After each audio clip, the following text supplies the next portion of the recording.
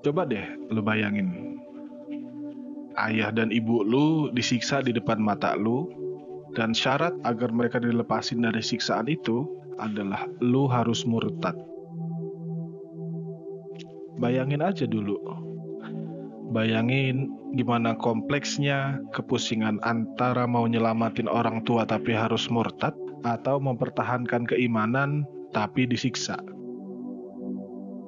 Hal itu dialamin sama salah seorang sahabat Nabi Shallallahu Alaihi Wasallam yang masuk Islam satu letting sama Abu Bakar As-Siddiq.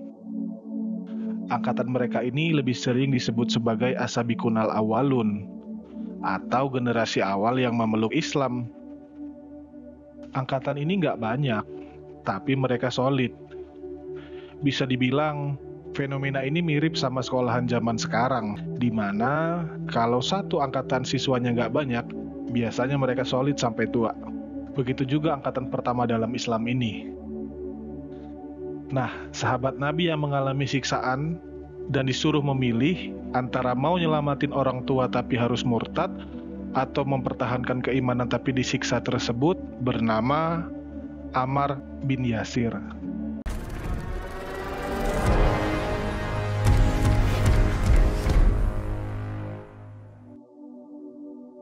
Suatu hari, berangkatlah 3 orang pemuda bernama Yasir, Al-Haris, dan Malik. Ketiganya adalah anak dari Amir Al-Kinani. Mereka berasal dari daerah Tihanah, suatu wilayah di Yaman. Tujuan mereka ke Mekah adalah untuk mencari saudaranya yang telah lama menghilang. Setelah beberapa waktu mencari kesana kemari di sekitaran Mekah dan bertanya tentang keberadaan saudara mereka yang hilang, pencarian mereka tidak membuahkan hasil dan tidak ada harapan untuk dapat bertemu dengan saudara mereka. Maka pulanglah kedua saudara Yasir tersebut ke Yaman. Adapun Yasir sendiri tetap memutuskan untuk merantau dan menetap di Mekah. Karena bagi Yasir, Mekah itu adalah sebuah kota yang sangat menarik bagi dirinya. Ia telah jatuh hati kepada kota tersebut, hingga akhirnya Yasir memutuskan untuk hidup di sana.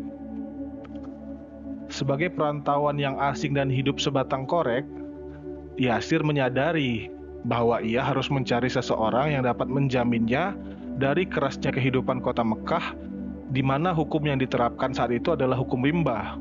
Siapa yang kuat, ia yang bertahan. Siapa yang kuat, ia pula yang berkuasa. Tidak ada tempat untuk orang lemah di Mekah. Akhirnya, Yasir menjadikan Abu Huzaifah bin Al-Mughirah sebagai saudara angkatnya agar dapat melindunginya dan menjadi backing saat terjadi sesuatu di Mekah. Abu Huzaifah memperhatikan sifat dan akhlak Yasir. Karena akhlak dan sifatnya baik, akhirnya Abu Huzaifah tertarik terhadap Yasir. Kemudian Abu Huzaifah menjodohkan Yasir dengan budaknya, Sumayyah binti Hayyat. Perjodohan itu disetujui oleh keduanya. Maka menikahlah budak Sumayyah dan pemuda Yasir. Dari pernikahan tersebut, mereka dikaruniai seorang putra. Putra tersebut diberi nama Ammar, Ammar bin Yasir, atau Ammar anak laki-laki dari Yasir. Kelak, anak yang bernama Ammar bin Yasir tersebut menjadi salah satu sahabat Nabi yang termasuk golongan As-Sabiqunal Awwalun, yaitu generasi pertama yang masuk Islam dan menjadi sahabat yang paling dicintai Nabi dan termasuk golongan manusia suci sebagaimana hadis dari Nabi.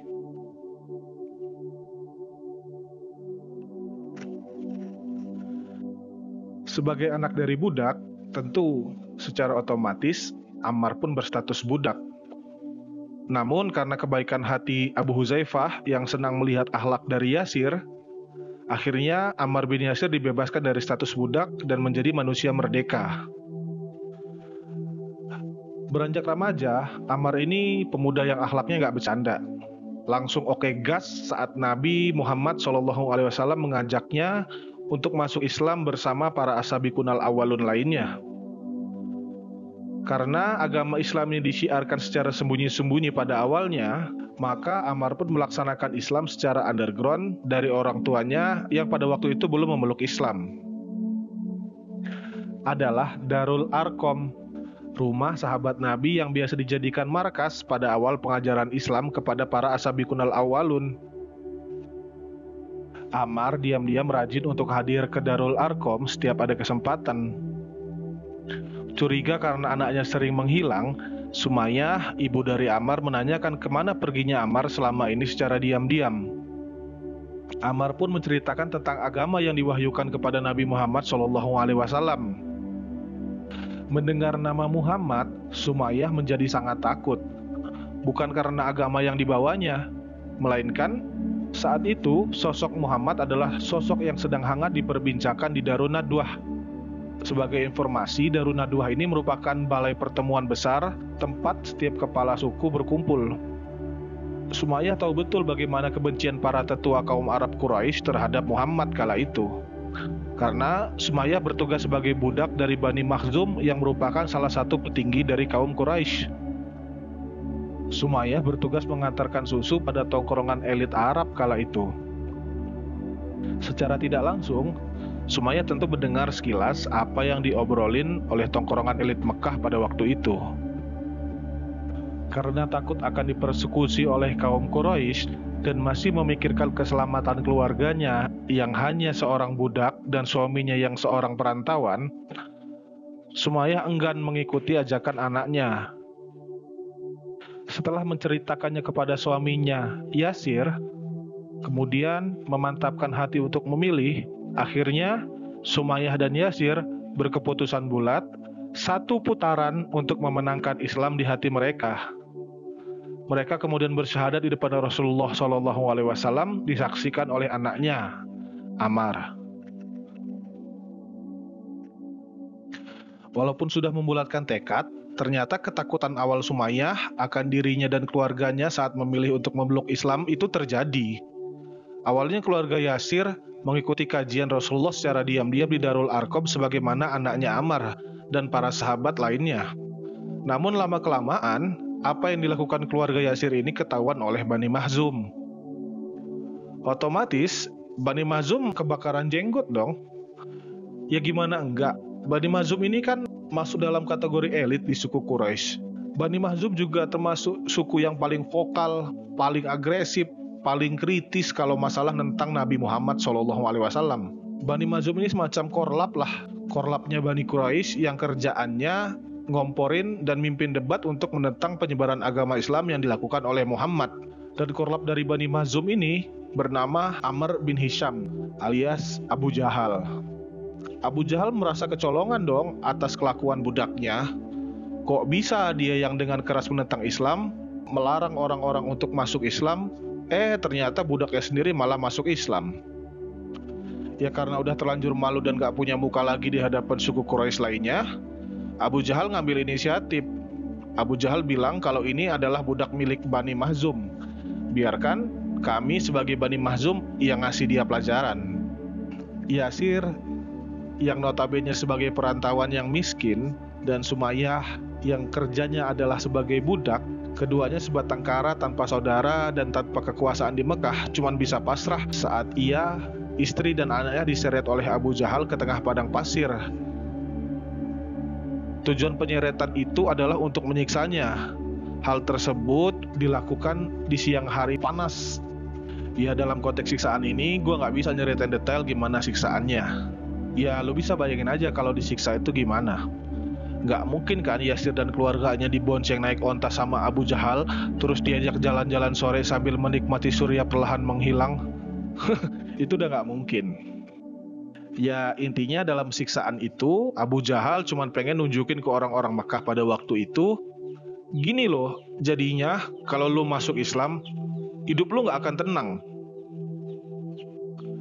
Abu Jahal juga mainin peran malaikat dalam siksaannya.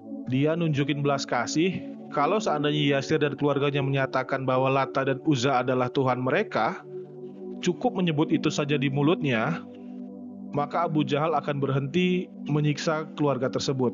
Ya semacam Abu Jahal pengen bilang kalau lu murtad, lu selamat. Penyiksaan yang dialami oleh keluarga Ammar berlangsung setiap hari. Pokoknya selama mereka nggak murtad, Abu Jahal nggak bakalan berhenti nyiksa mereka. Para sahabat bukan nggak ngelihat kelakuan Abu Jahal. Mereka ngelihat, pengen nolongin Yasir, Sumayyah, dan anaknya Ammar. Tapi mereka nggak bisa. Soalnya kelakuan ini complicated. Abu Jahal ini salah satu dedengkot kaum elit suku Quraisy. Kalau ada yang ngusik dia, bisa-bisa akan ada perang antar suku. Yang kedua, perintah untuk berdakwah secara terang-terangan belum muncul waktu itu. Yang ketiga, Nabi menyarankan menyiarkan Islam dengan ajakan yang lembut, bukan dengan cara yang kasar. Dan melihat apa yang dialami oleh Yasir, Sumayyah, dan anaknya Ammar, para sahabat cuma bisa diem. Tentu mereka mendoakan kebaikan untuk Ammar, Yasir, serta ibunya Sumayyah. Saat malam hari tiba, Rasul Shallallahu Alaihi Wasallam mendatangi Ammar bin Yasir.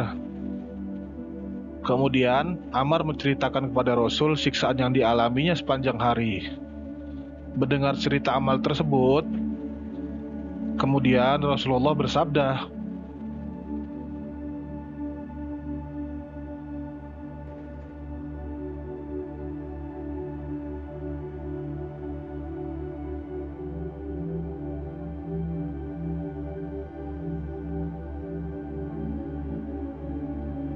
setiap hari, Ammar, ayah, dan ibunya disiksa oleh Abu Jahal.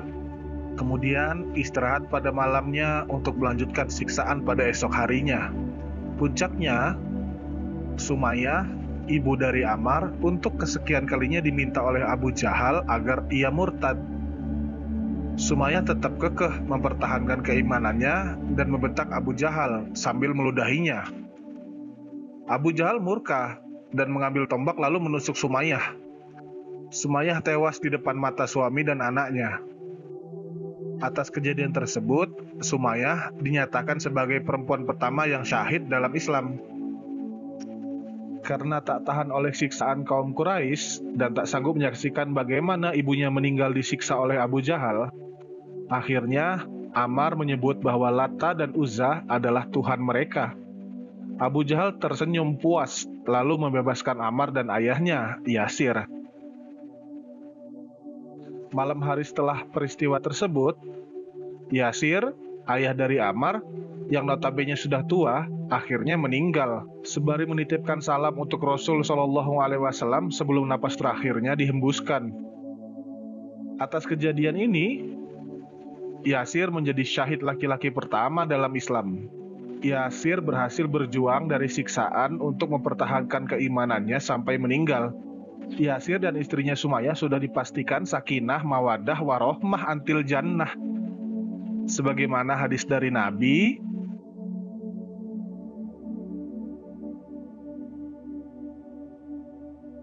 suatu hari Rasul Shallallahu Alaihi Wasallam menemui Ammar dan menanyakan tentang peristiwa siksaan tersebut.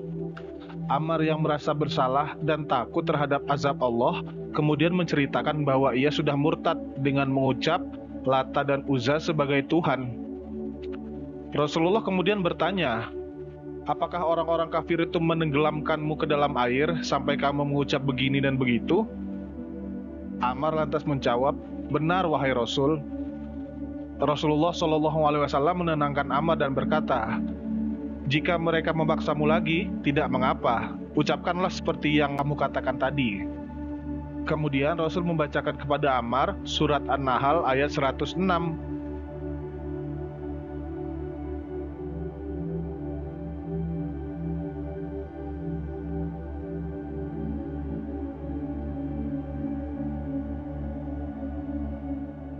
Ayat ini menunjukkan bahwa Ammar tidak tergolong sebagai orang yang murtad, apalagi kafir, karena ia hanya berbohong dengan lisannya, sedangkan hatinya tetap beriman. Ammar berbohong karena terpaksa dan ingin menyelamatkan diri dari siksaan. Ini juga termasuk salah satu contoh dari berbohong demi kebaikan yang diperbolehkan dalam Islam.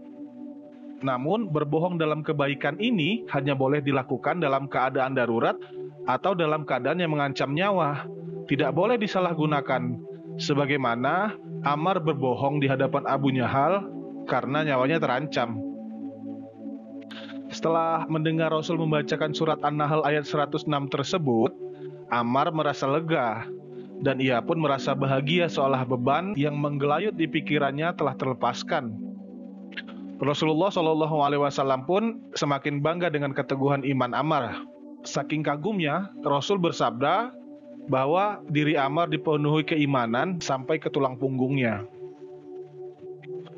Ammar bin Yasir adalah seorang sahabat yang setia dan berani. Ia ikut dalam semua peperangan bersama Rasul Shallallahu Alaihi Wasallam. Ia juga termasuk orang yang pertama kali membangun masjid di Madinah. Ammar terkenal sebagai orang yang suci dan disucikan oleh Allah.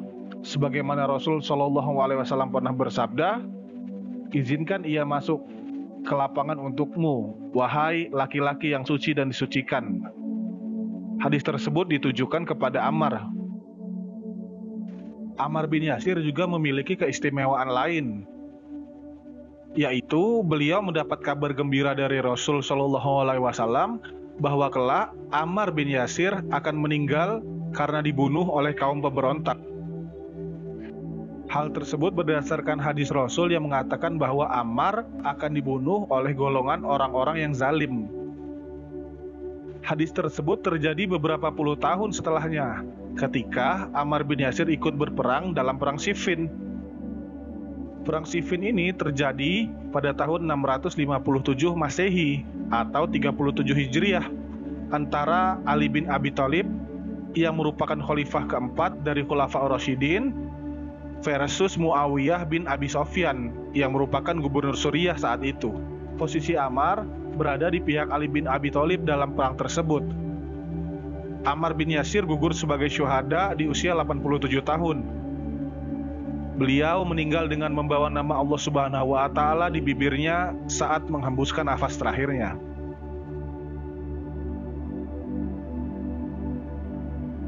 Demikianlah kisah seorang sahabat yang penuh dengan kesabaran, keberanian, dan keimanan. Suatu kisah dari keluarga budak, perantau, dan miskin yang dengan tegar mempertahankan keimanannya sehingga menjadi syahid dan syahidah pertama dalam Islam. Kisah dari keluarga sahabat yang rela murtad di bibir namun beriman di hati karena tak tahan akan siksaan. Sebuah kisah tentang keteguhan iman seorang ibu dan ayah dari sahabat Nabi bernama Ammar bin Yasir. Wallahu a'lam bishawab.